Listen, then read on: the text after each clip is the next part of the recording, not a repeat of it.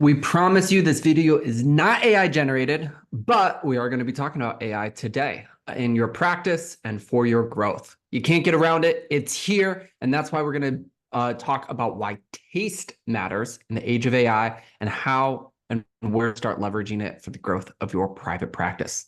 Let's dive in. That's so funny. For those of you who haven't seen things like Poppy or some of the tools out there that just let you completely replicate yourself, we are in that world. Like that. That is Yeah. today. That is this age. We have a friend of ours that built a entire page where he posts about AI content, and he got reposted by Joe Rogan. Very cool. And it was And an he wasn't AI the one. avatar of Yeah. him. He wasn't the guy who even was talking, which is crazy. So very, very cool. And yeah, Josh, taste is the thing that we're looking for here. Taste is uh the large language models can serve you food, but it has no seasoning on it. And if you don't have any Yeah. seasoning, it's just kind of bland and gross, and nobody really cares for it. And everybody can still see through that you used AI to generate things. So the brand that you're developing is that seasoning, and you already need to be a tastemaker in your practice as maybe like the executive or the leader or some of the leadership elements there. You are a tastemaker already. So I think this is just really maybe three core action steps that we can use together while we're kind of working through today to help you maybe season the sauce just a little bit better. Yeah. Your taste equals your brand. And bottom line is you've made brand choices in your website. You've made brand choices with who you hire. You've made brand choices with the specialties you have inside of your therapy practice, what you want to be known for. And we have to make many taste and many brand choices when we start to use, especially generate AI content inside of the practice. And that's a little bit of what we're talking about. So there's a lot of incredible tools out there that are going to be performative functions for that. But when we think about it, number one is you probably need to build an AI team SOP. What do I mean by that? Is you need to deliver a little mini guide, a little mini handbook, a standard operating procedure to your therapist, to your intake coordinators, to your marketing team members, anyone you have on your team. Maybe it needs to be a little bit different depending on the role of the department you're giving it to, because your therapists will view this information and use tools differently than your intake coordinators. But you need to give them a both do and don't list, but really like a guide and almost like a permission list of like, here's the expectations on where, how, when, what for AI development, how to leverage it for content creation, for SOP creation, for document guides, for transcription, for customer service emails, for notes, for sessions, for fill in the blank.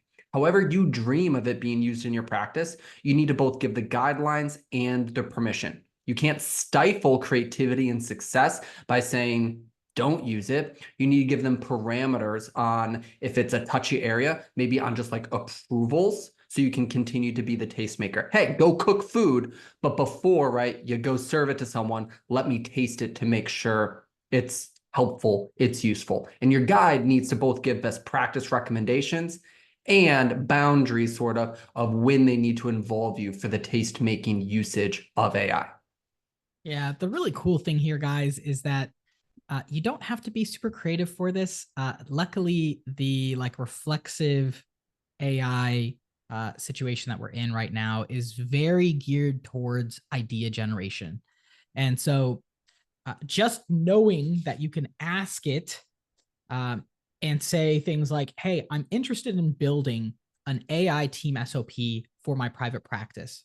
These are the team members that we're going to be talking to, or that we're going to be delivering this guide to, and I'd like a guide for each of them individually. Give me some ideas for each staff member on the types of things that should be on the guide. And so you can ask it to tell you the answers, right? And ask it to give you the questions that you should be asking, and ask it to give you the answers on that same test.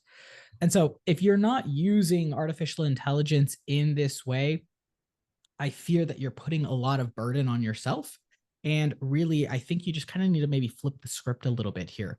So ask it to give you the prompts that you should use. Ask it to give you the additional ideas. So once it's generated the first SOP, maybe be like, give me extra ideas.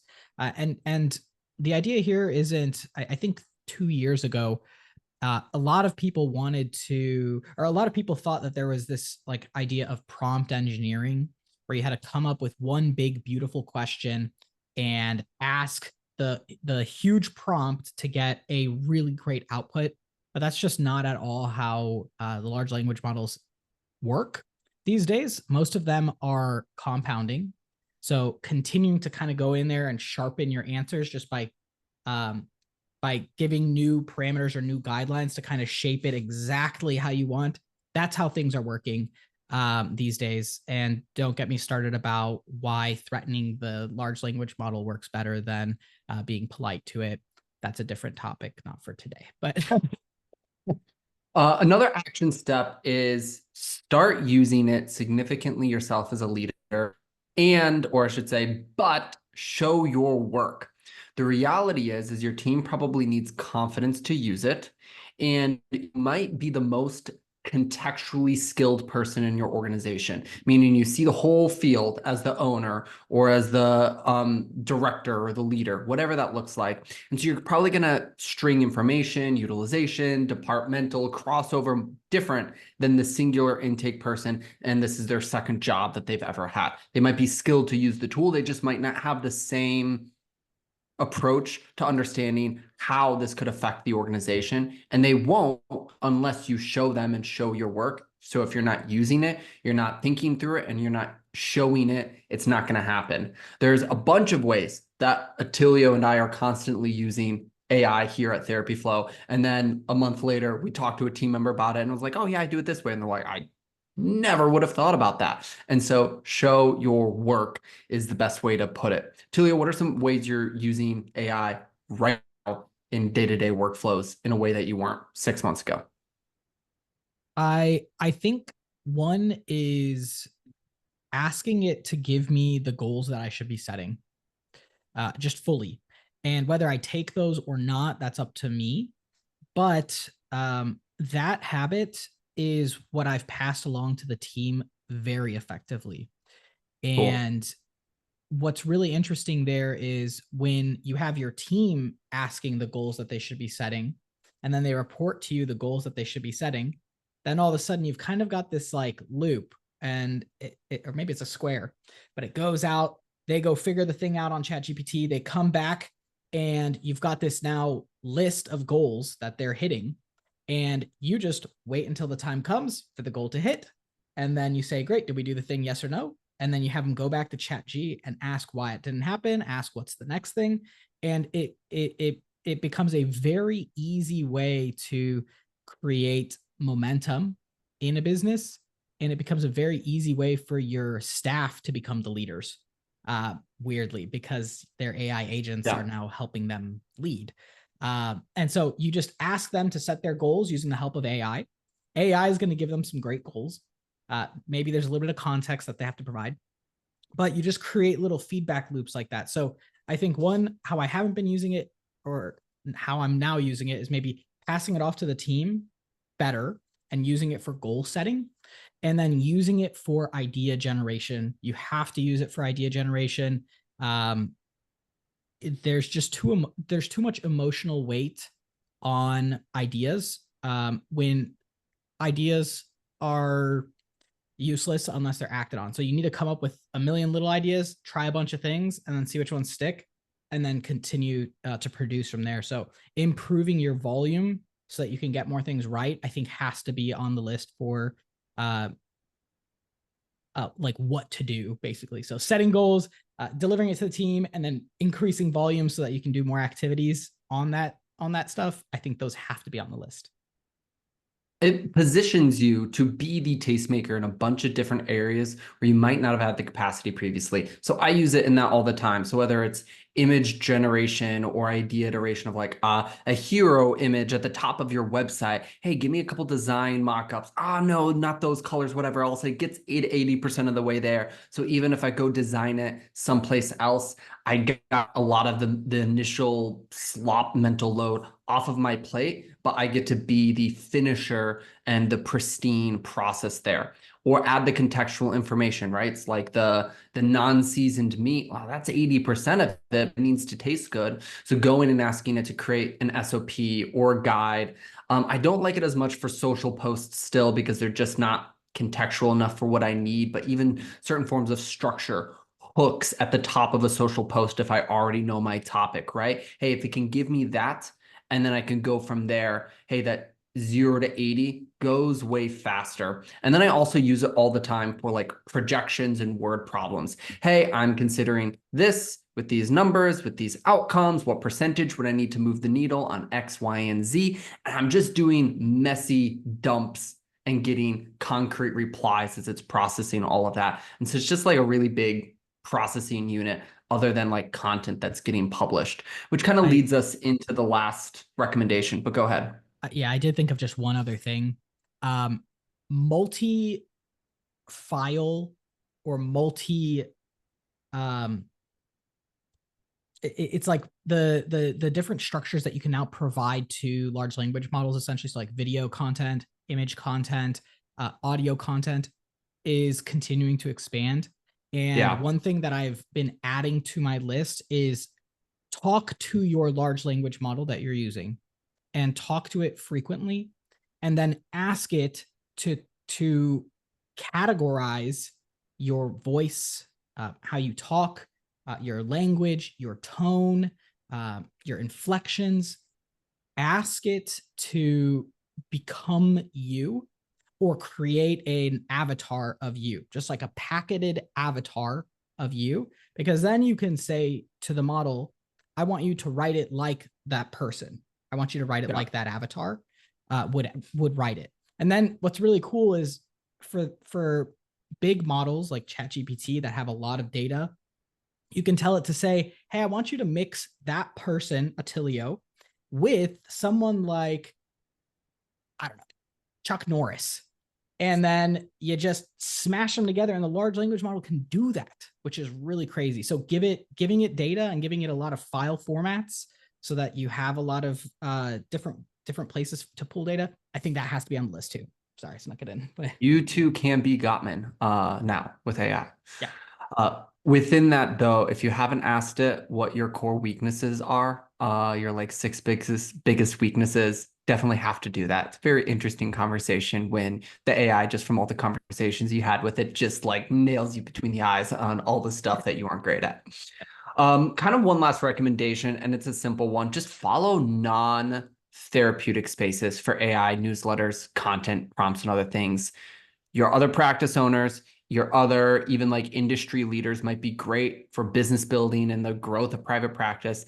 They will not be at the cutting edge of AI strategies for practice. That's where you have to take what's out there on the front edges and immediately iterate because things are going so fast before it gets distilled into frameworks here in this specific private practice space. Within that, we've got a couple like usage recommendations as well. The number one is just be careful. There are a lot of tools coming out that I think are going to be really successful and really helpful. We think a lot about like a lot of note and session transcriber softwares, and there are some that are great and their privacy policies are awesome, and there are some that aren't great, and you're just feeding someone's data large language model and signing you and your clients and your session rights away, and you will never get that back. And so just dig in to the ethics of the, even if they're HIPAA compliant, the companies that you're using their AI tools with, because not all of them are going to treat you right in the near future.